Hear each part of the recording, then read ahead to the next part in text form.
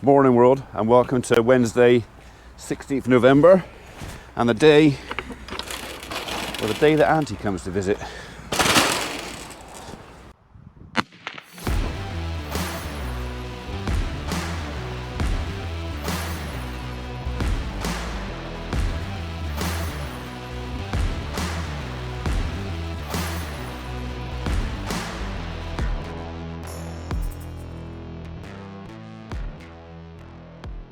No, not my real auntie.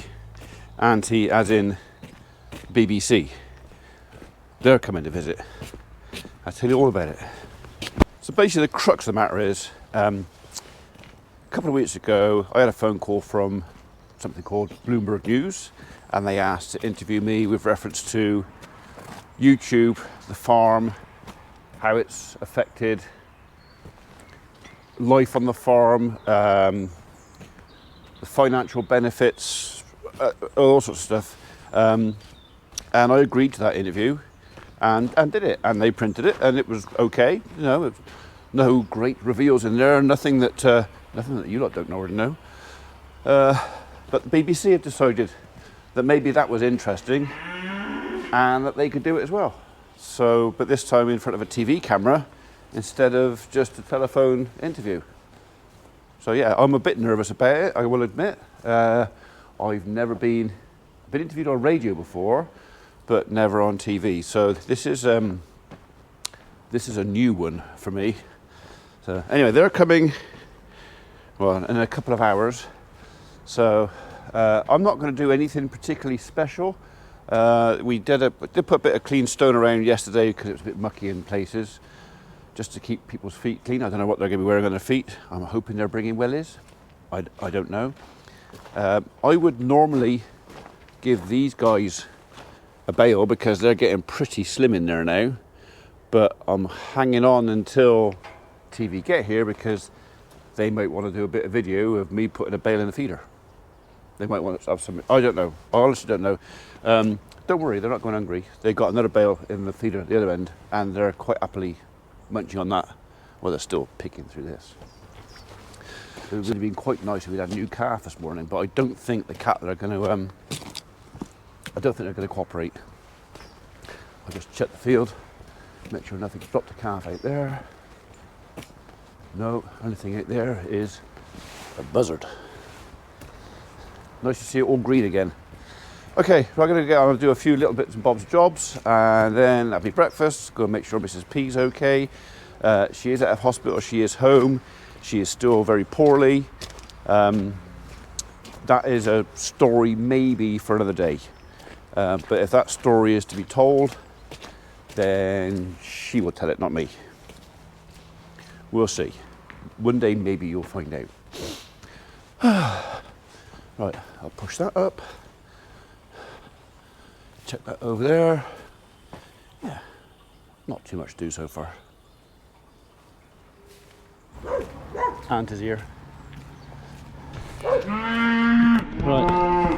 we'll just cut some strings and we'll let him in.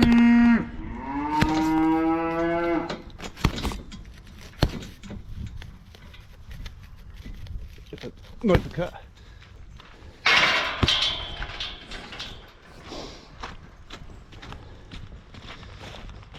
Come on, girls.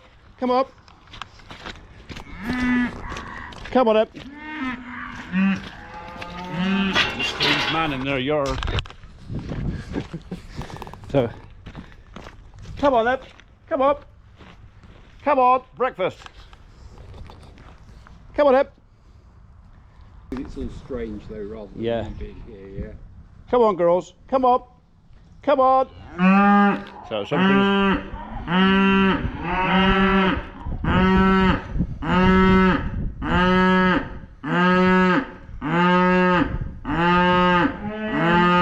Finished? No. Ready? Come on up. Come on. They'll come when they're ready.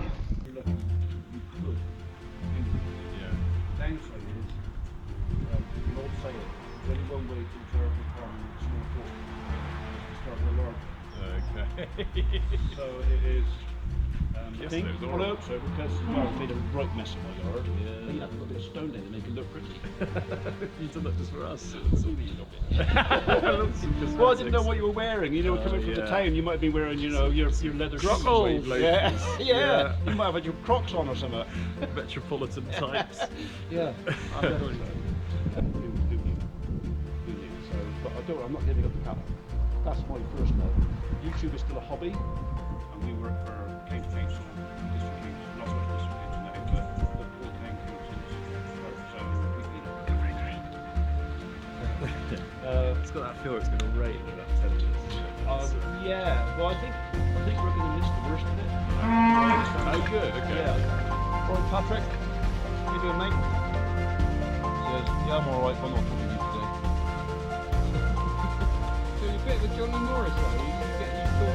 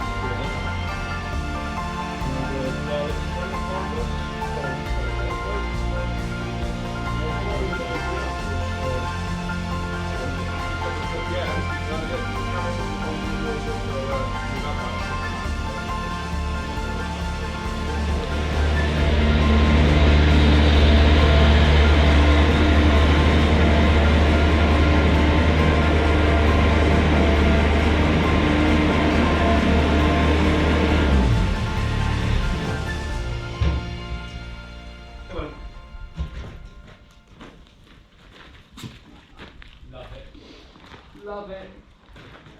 What do you think, girls? Is he mad? Oh yeah, they all think I'm mad. They all. Well, I've got to say, that was a really interesting morning. I've never done anything like that before, so it was all a bit, I don't know, so just new territory, and I wasn't quite sure how I was going to feel about someone else pointing a camera at me, but you know what? It was fine. Robin was great. The cameraman, whose name has now escaped me, he was great. We had a lot of conversation off camera before and after they filmed and did everything they want. Robin also interviewed me for, I think he said it was a Radio 4, BBC Radio 4 programme, which was also quite interesting, which is more or less repeating what we'd done. There may have been a few bits extra or less in that, I don't know.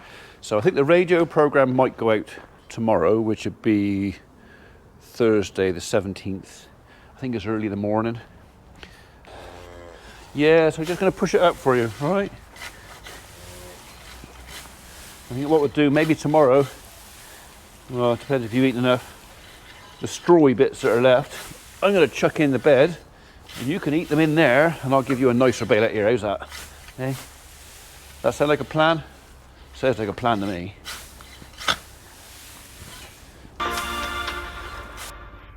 But before that, a farmer from South Gloucestershire says he's now making more money from his social media channel than from rearing cattle.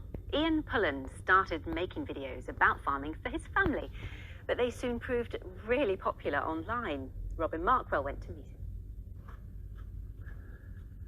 Come on, girls. Come up. Out on the morning rounds. But this farmer isn't just talking to his herd of Dexter cattle, but an audience around the world. So you always need to be rather wary of a cow giving birth, because you never know what their mood's going to be. He's armed with a small GoPro camera to capture the realities of his farming life, and his videos on his dedicated Farmer P channel often go viral, some racking up hundreds of thousands of views. About 2.5 years ago, I got a message from Google saying, we've just paid you £47. It was like, what? Where did that come from? And then the next one was £80. And then the next one was £300. It's like, hang on a minute, what's going on here? So YouTube actually earns me more now than 40 cattle. So, yeah, who knew? He reinvests every penny. It's paid for a new barn. And he's bought some whizzy camera kit too. As a trained drone pilot, he can now offer his online audience a different perspective. He's also learning what excites his viewers most. Shiny tractors, certainly, and his dog Biscuit, who is popular enough to have her own merchandise. He has this advice for budding vloggers. Stay honest. I show the things that go right, I also show the things that go wrong. If I make a mistake, if I don't realise I make a mistake, somebody in YouTube land will go, you made a mistake. You put that on back to front, upside down, or did it the wrong way, and then I'll go, oh yeah. So admit your mistakes. With margins so tight in farming, it's perhaps unsurprising that more and more are turning to the internet to make ends meet. The industry at the moment is facing huge problems. It's a very uncertain time for farming, and it may well continue to be for some time now. So, you know, again, it's just one of these diversifications that is of benefit to farmers, and if they can, you know, make some money out of it while they're educating the public about what we do and the importance of food production and the environmental management, then all the better. For Ian, what was once a video diary just for his family has now become a way of securing his farm for the future. Robin Markwell, BBC Points West at Wotton Under Edge. Oh, good luck to you, Ian.